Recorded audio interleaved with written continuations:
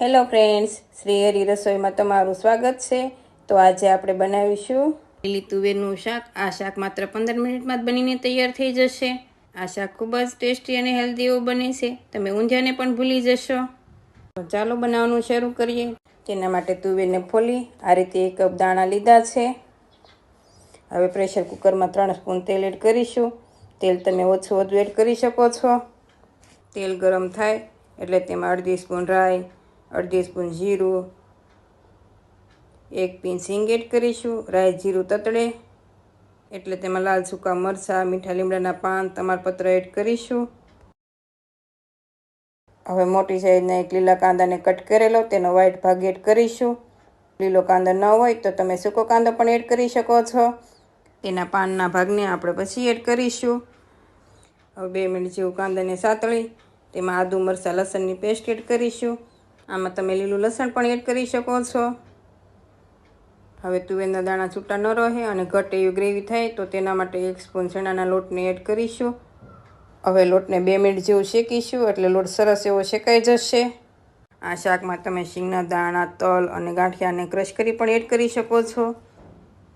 લોટ સરસ એવો શેકાઈ ગયો છે તો તેમાં અડધી સ્પૂન હળદર પાવડર, ધાણા જીરું પાવડર, અડધી સ્પૂન લાલ મરચું પાવડર, અડધી સ્પૂન ગરમ મસાલો સાથે થોડા ફ્રેશ મેથીના પાન એડ કરીશું। જો મેથીના પાન અવેલેબલ ન હોય તો તમે સ્કીપ પણ કરી શકો છો।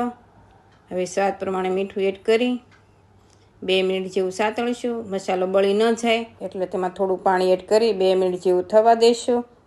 આ શાકમાં લીલા મેથીના પાન એડ કરવાથી તેનો ઊંધિયા જેવો સ્વાદ આવે છે।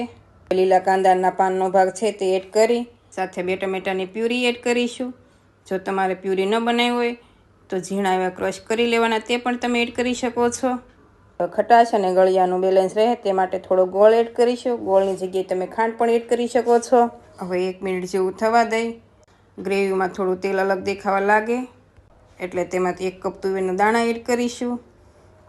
દાણાને પણ 2 મિનિટ જેવું સાતળીશું એટલે સરસ એવું મસાલાનું કોટિંગ આવી જશે। સાથે અડધો કપ ગરમ પાણી એડ કરીશું। ગરમ પાણીથી શાકનો કલર જળવાઈ રહેશે અને જો તમારે જેવો રસો રાખવો એ પ્રમાણે પાણી એડ કરવાનું। જો વધારે રસો રાખવો હોય તો થોડું વધારે એડ કરવાનું।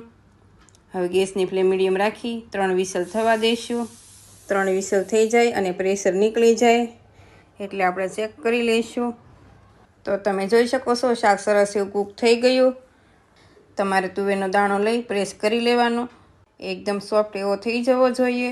જો ફ્રીજમાં તુવેરના દાણા રાખતા હશો તો 1 વિસલ વધારે થવા દેવાની। તો શાક બનીને તૈયાર છે। આ શાક તમે રોટલી, રોટલા, ભાખરી કે પૂરી સાથે સર્વ કરી શકો છો। તમને આ રેસીપી કેવી લાગી? જો મારી રેસીપીઓ ગમતી હોય તો મારી ચેનલને લાઇક કરજો, શેર કરજો અને સબસ્ક્રાઈબ કરજો। Thank you for watching.